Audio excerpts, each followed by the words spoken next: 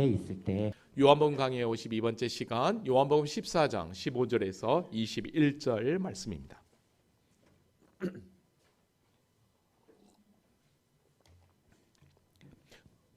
요한복음 14장 15절에서 21절까지 말씀 우리 한 목소리를 같이 합독하도록 하겠습니다. 시작. 너희가 나를 사랑하면 나의 계명을 지키리라. 내가 아버지께 구하겠으니 그가 또 다른 보혜사를 너희에게 주사 영원토록 너희와 함께 있게 하리니 그는 진리의 영이라. 세상은 능히 그를 받지 못하나니 이는 그를 보지도 못하고 알지도 못함이라. 그러나 너희는 그를 아나니 그는 너희와 함께 거하시며 또 너희 속에 계시겠음이라. 내가 너희를 고아와 같이 버려두지 아니하고 너희에게로 오리라.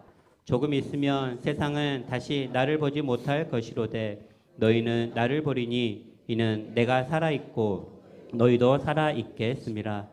그날에는 내가 아버지 안에 너희가 내 안에 내가 너희 안에 있을 것을 너희가 알리라. 나의 계명을 지키는 자라야 나를 사랑하는 자니 나를 사랑하는 자는 내 아버지께 사랑을 받을 것이요 나도 그를 사랑하여 그에게 나를 나타내리라. 아멘. 아멘. 영상을 잠깐 보고 말씀 이어가도록 하겠습니다.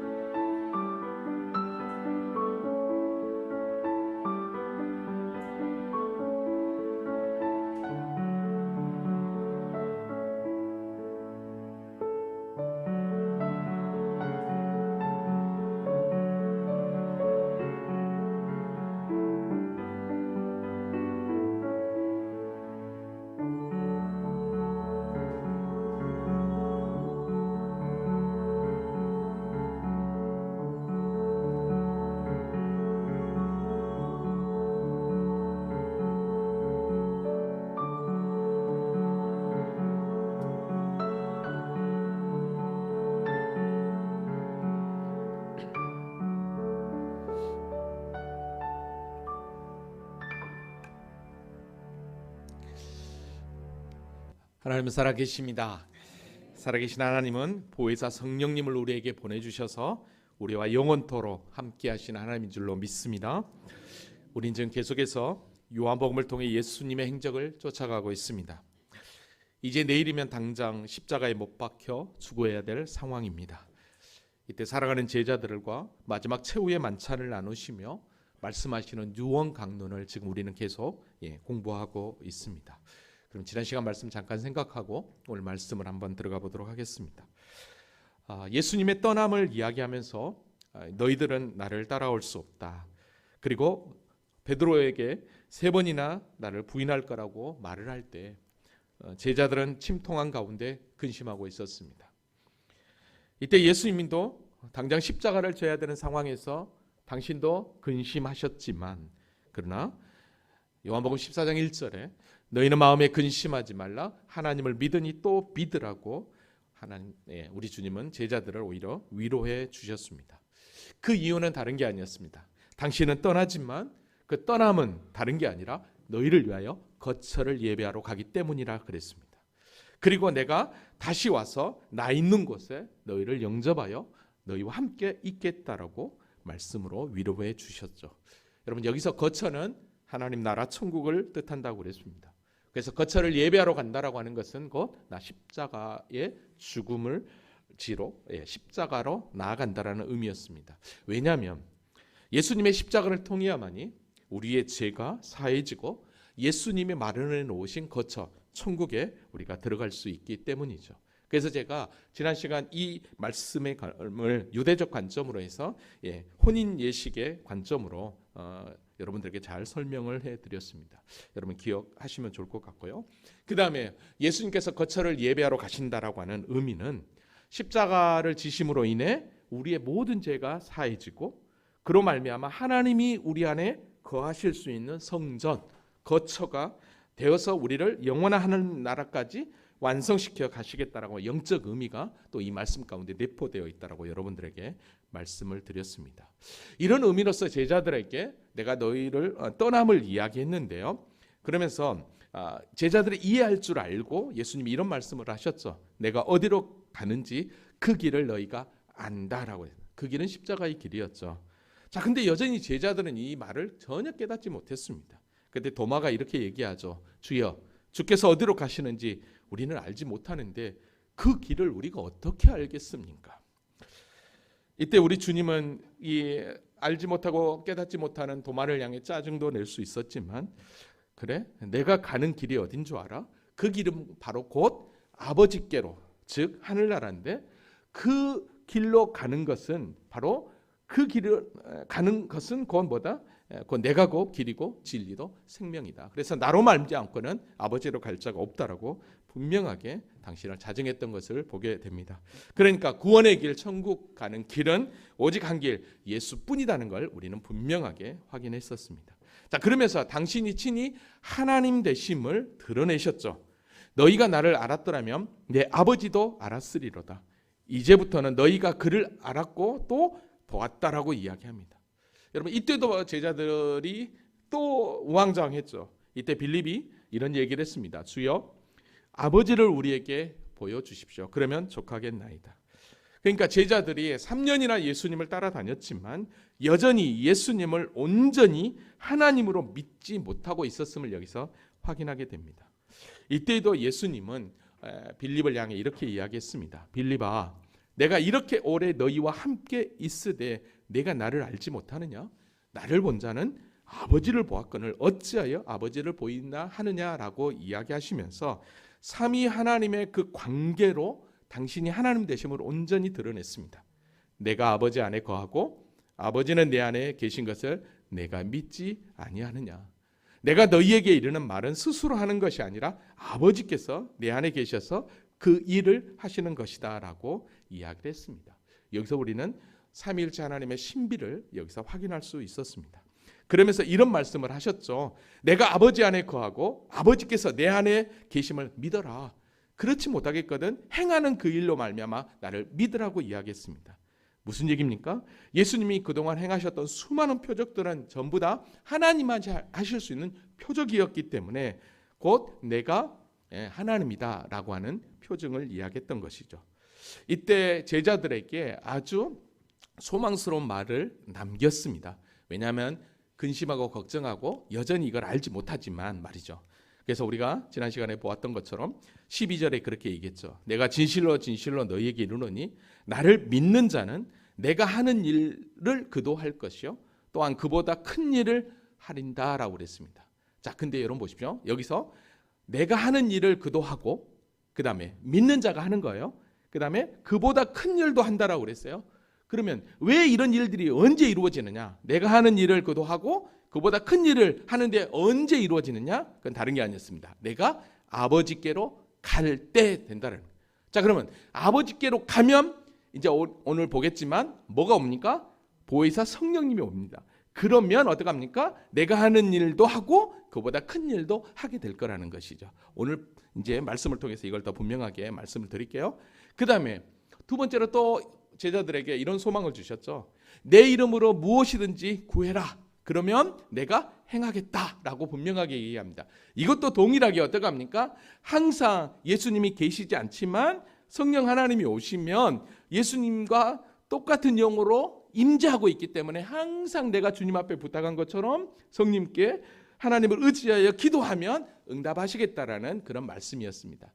자, 여기까지가 우리가 지난 시간 말씀이었고요. 이 말씀도 오늘 본문에 더 풍성하게 자세하게 설명되고 있음을 보게 됩니다. 자, 그러면 지금 예수님은 사랑하는 제자들을 놔두고 당신이 떠나야 되는 상황 가운데서 이렇게까지 당신이 이야기하고 있는 걸 보면 결국 제자들을 그냥 포기할 수 없었던 거죠. 끝까지 사랑하시는 우리 주님을 발견할 수 있습니다. 자, 그런데요, 오늘 본문으로 딱 15절을 딱 열어보면 어떤 말을 하냐면, 분명히 내가 거처를 예배하러 간다, 그리고 너희들이 나보다 더 큰 일을 할 거다, 그리고 내 이름으로 구하면 내가 다 응답할 거다라고 분명히 이야기를 했어요. 자, 근데 그 말씀을 하자마자 또 무슨 말씀을 하냐면 오늘 15절을 보니까 너희가 나를 사랑하면 나의 계명을 지켜라라고 이야기합니다. 앞뒤 문맥이 좀 안 맞는 것 같은 거예요. 왜냐하면 기도하면 응답할 거다, 그러다가 갑자기 너희가 나를 사랑하면 내 계명을 지켜라라고 이야기합니다. 자, 이 얘기는 무슨 얘기일까요? 주님의 이름으로 기도하는 것과 주님을 사랑하고 주의 계명을 지키는 것은 어찌 보면 동격이라는 것입니다. 왜 그런지 이제 그 이유를 제가 오늘 본문에 설명할게요. 자, 근데요, 여러분 오늘 성경을 15절부터 제가 21절까지 딱 자른 이유가 있습니다. 왜냐하면 오늘 15절에 너희가 나를 사랑하면 나의 계명을 지키라라고 그랬거든요. 근데 오늘 본문 읽었던 마지막 21절에 보면 이와 똑같은 말이 있습니다. 나의 계명을 지키는 자라야 나를 사랑하는 자니 나를 사랑하는 자는 내 아버지께 사랑을 받을 것이요 나도 그를 사랑하여 그에게 나를 나타내리라 그랬습니다. 지금 어순만 바뀌었어요. 15절에서는 나를 사랑하면 나의 계명을 지키라고, 근데 21절에서는 나의 계명을 지키는 자라 나를 사랑하는 자다라고 표현을 합니다. 어순만 바뀌었을 뿐이지 똑같은 말이에요. 왜 성경에서 똑같은 말을 양 사이드에 두고 그 다음에 가운데는 또 다른 말을 이렇게 했거든요. 이게 어떤 구조냐면 히브리 문법에서 이게 이제 그 카이즘 구조라고 병행 구조입니다. 이게 샌드위치 기법이라는 건데, 이게 어떤 내용이냐면 히브리 문법에서 종종 성경에 이런 부분들이 많이 있어요. 그 다음에 많은 목사님들이 카이즘 구조로 성경을 푸는 분들도 있어요. 자, 어떤 내용이냐면 이 카이즘 구조는 여기 나온 대로 A, B, C, D를 딱 해놓고 다시 또 C1, B1, A1으로 이렇게 풀어가요. 그러면 가장 중앙에 있는 게 핵심, 가장 하고 싶은 이야기예요. 하고 싶은 이야기를 가운데 놔두고 사이드에서 점점 그 다음에 또 풀어가고 그 다음에 다시 또 이렇게 풀어가는 게 이게 샌드위치 이 카이즘 구조예요. 그러니까 이 카이즘 구조를 히브리 문법에서 쓰는 이유는 가장 중요한 것을 딱 그냥 얘기하고 싶은데, 그러니까 이게 이제 성경을 풀어가는 연역법, 귀납법 막 그런 것들도 많이 있는데, 이 카이즘 구조는 가장 중요한 얘기를 가운데 딱 놔두고 이거를 설명하기 위해서 계속 사이드로 또 그 다음에 이 설교명 하다가 또 다시 이걸 또 사이드로 설명을 하는 거예요. 그러니까 오늘 본문이 이제 그런 내용인 거예요.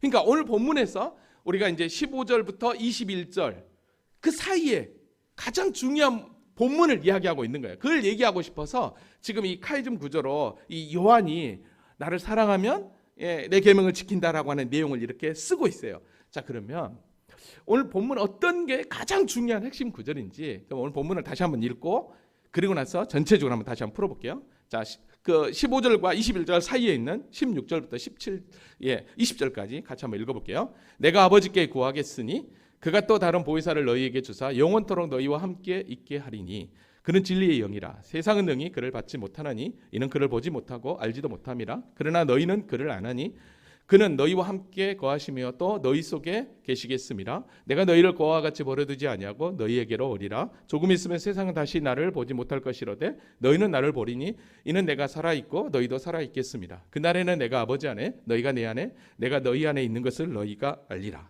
자, 중앙에 있는 말씀이 몇 절이죠? 18절이죠. 그 18절 말씀이 무엇입니까? 내가 너희를 고아와 같이 버려두지 않고 너희에게 오리라. 이게 이제 핵심이었던 거예요.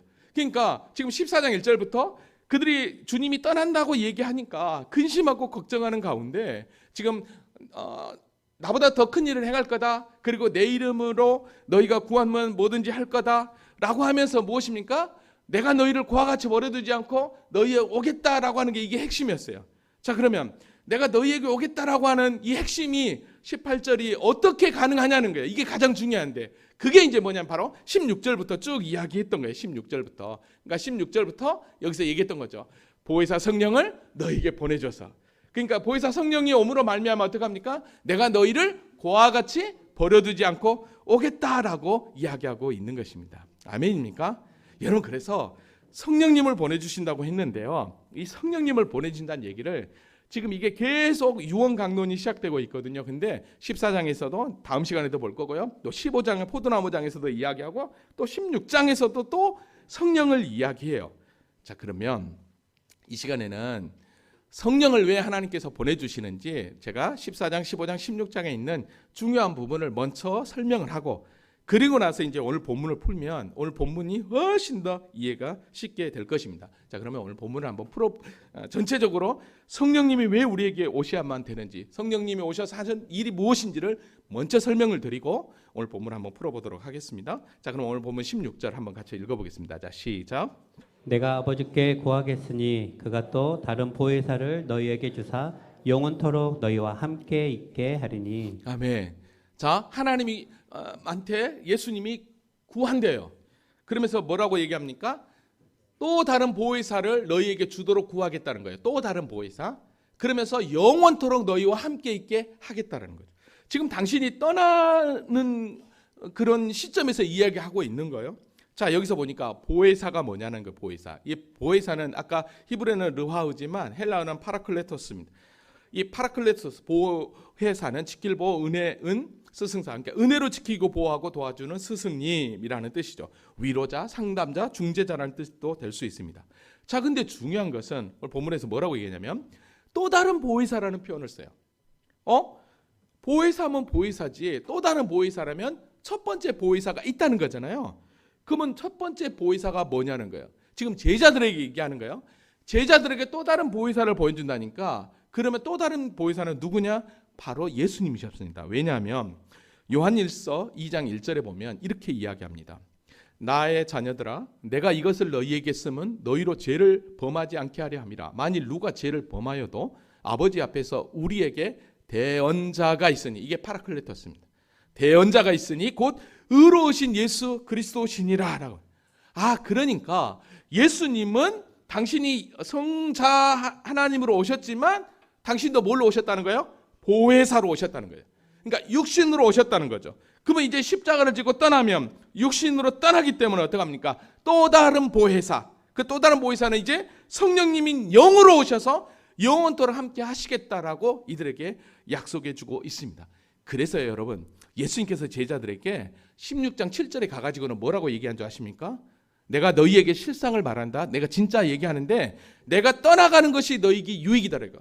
내가 지금 너희를 떠나는 게 지금 그러니까 십자가를 지고 하늘나라로 가는 게 유익이래요. 왜? 내가 떠나가지 않으면 보혜사가 너희에게 오지 아니할 것이요 내가 가면 그가 내게로 너희에게로 보내겠다라고 분명히 이야기를 합니다.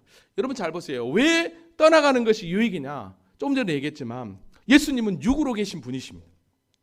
육신의 몸을 입고 계신 보혜사라면 시간과 공간의 제약을 아무래도 받겠죠. 그리고 우리 주님은 어디에 계시죠? 하나님 보좌 우편에 계신 분이잖아요. 하나님이시잖아요.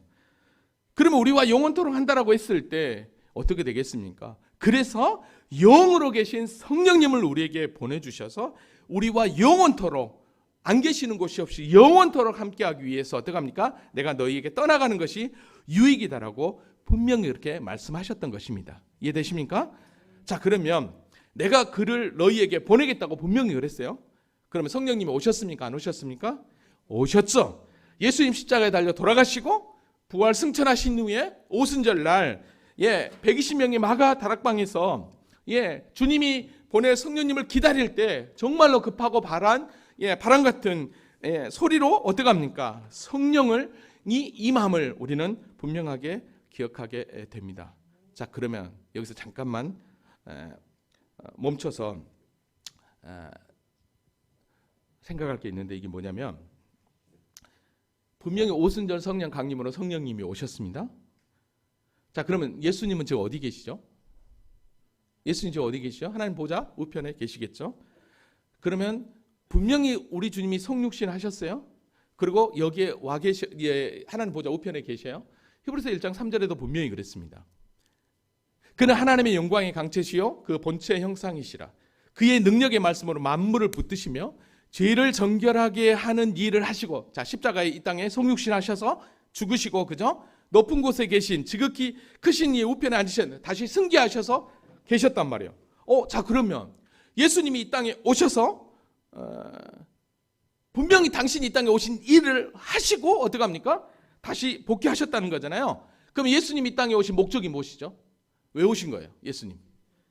예, 우리의 죄를 대신해서 십자가에 죽으심으로 이제는 예수를 믿으면 우리의 죄가 사하여져서 어떻게 합니까?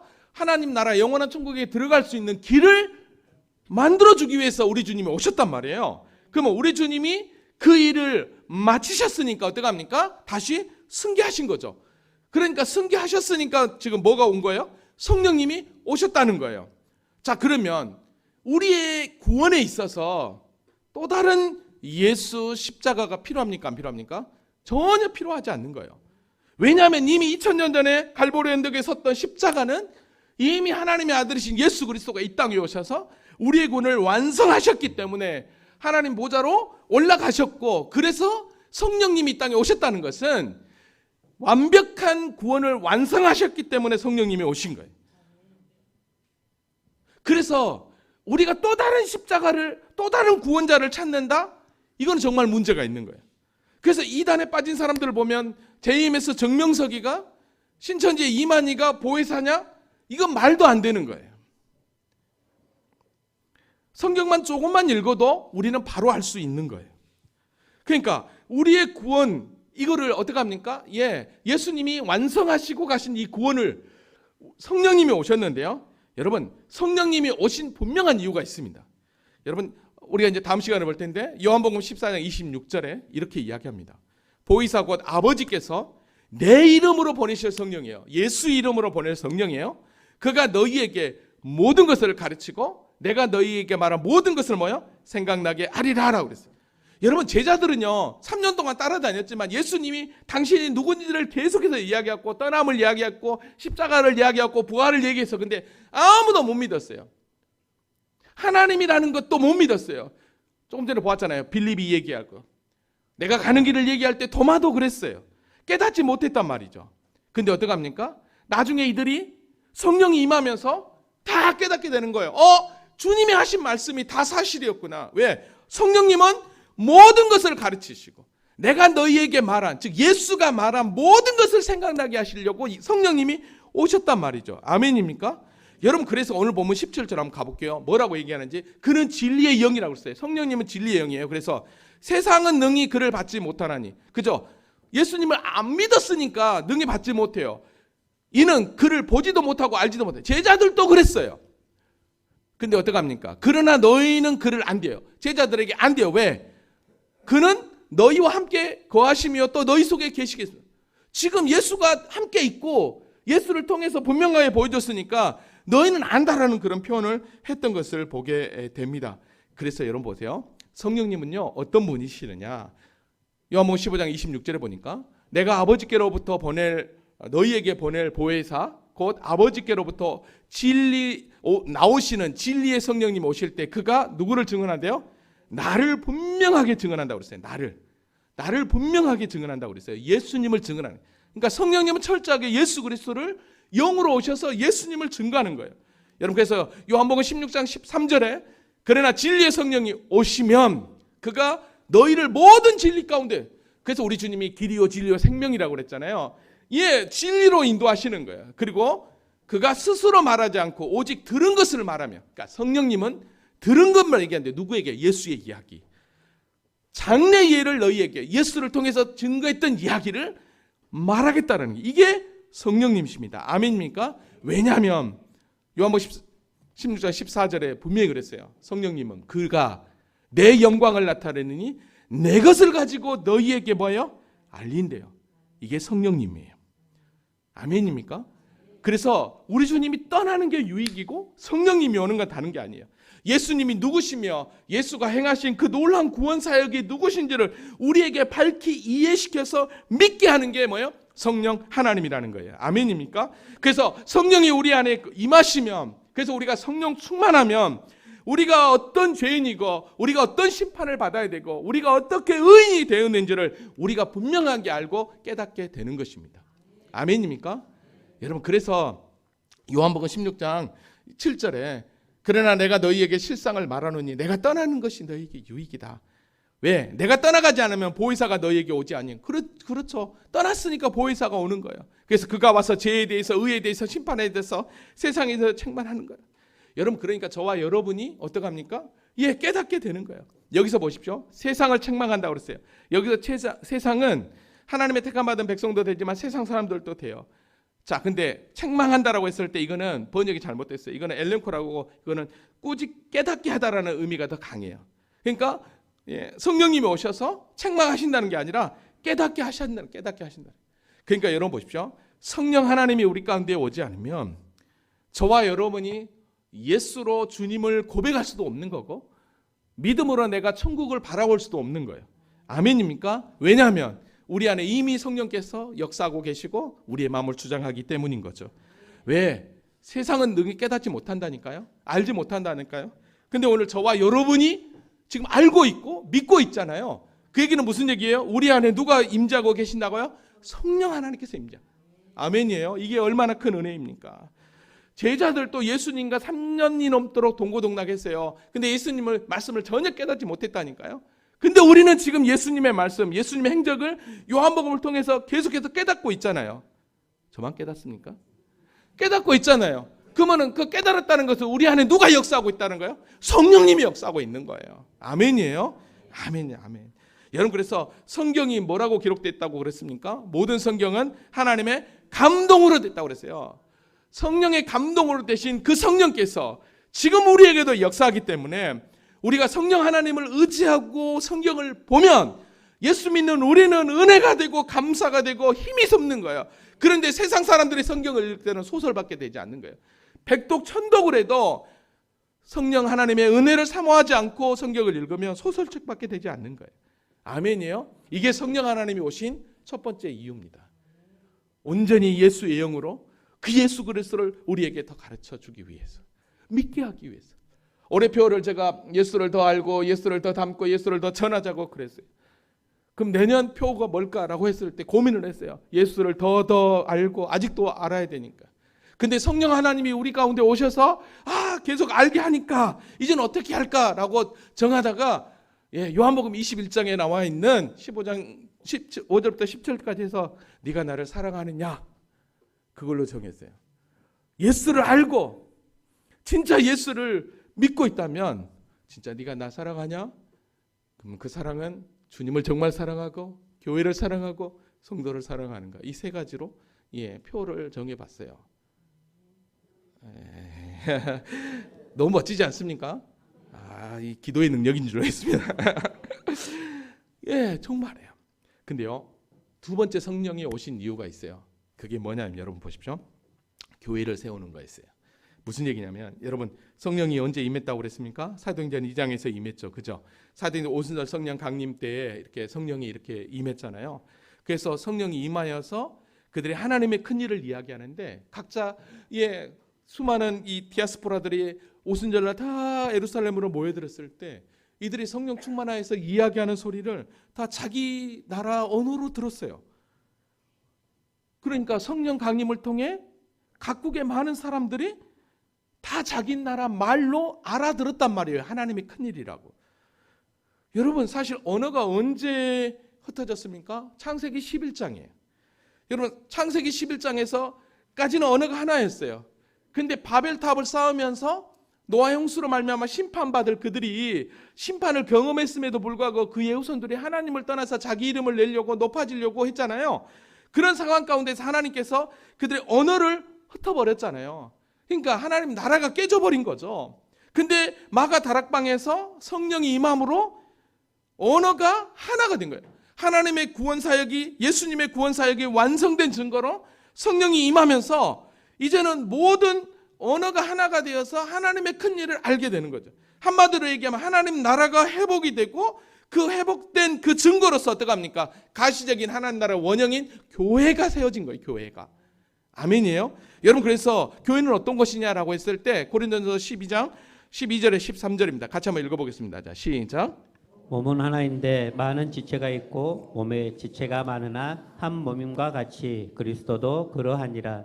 우리가 유대인이나 헬라인이나 종이나 자유자나 다 한 성령으로 세례를 받아 한 몸이 되었고 또 다 한 성령을 마시게 하셨느니라. 아멘. 여기서 한 성령으로 세례를 받아 한 몸이 되고 한 성령으로 마시게 되었다는 것은 한 몸 공동체로 교회가 되는 거예요. 여러분, 교회는 작은 천국이죠. 하나님 나라죠. 그래서 어떡합니까? 너가 나가 없는 거예요. 여러분, 이걸 보면 성령님을 우리가 생각할 때 자꾸만 어떤 신비적인 것으로 성령님을 인식하는데 아니에요. 아까 영상에도 보았지만 성령님은 철저하게 인격적인 영이에요.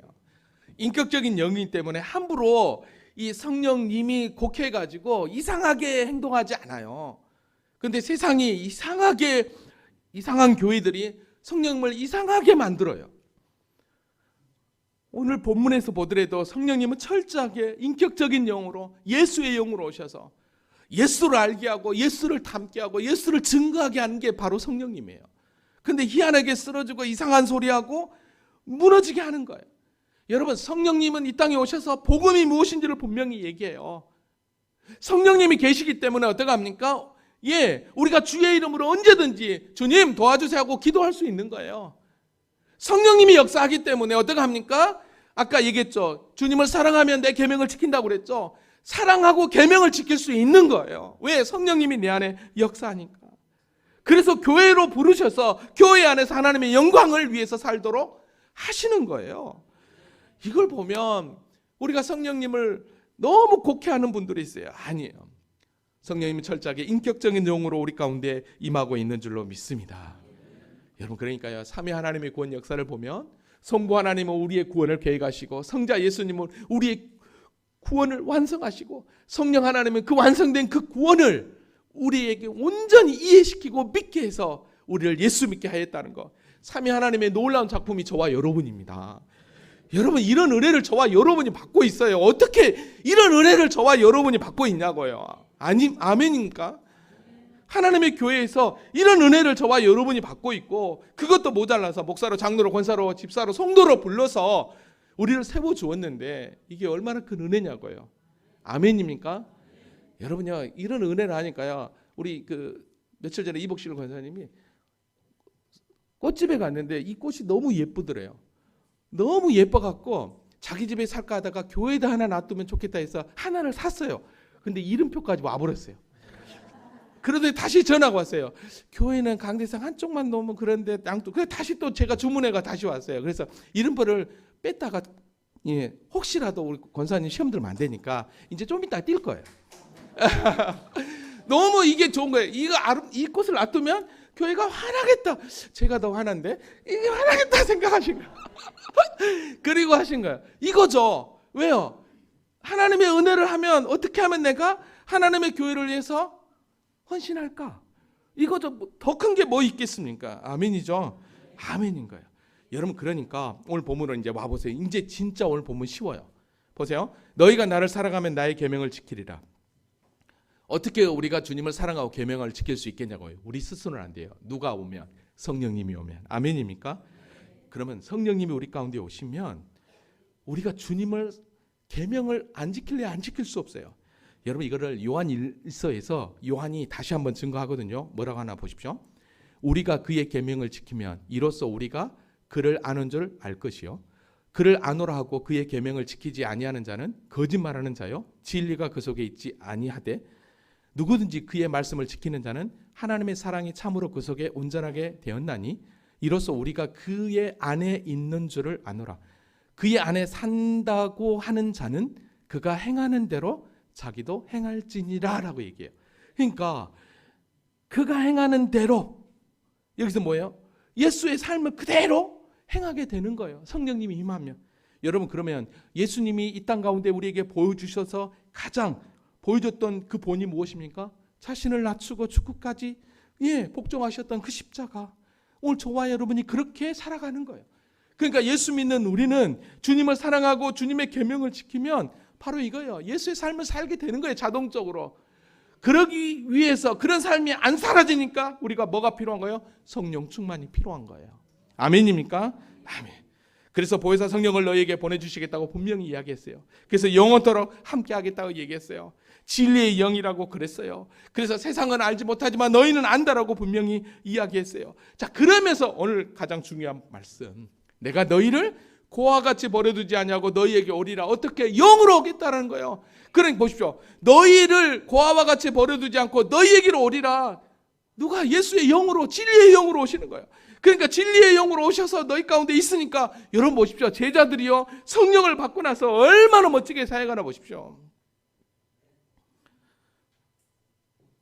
19절에 보니까 조금 있으면 세상은 다시 나를 보지 못할 것이로되. 그렇죠. 조금 있으면 왜? 십자가에 죽으니까. 근데 너희는 나를 보리니. 이제 뭐예요? 부활하신 그 주님을 얘기하는 거예요. 이는 내가 살아있고 너희도 살아있겠습니다.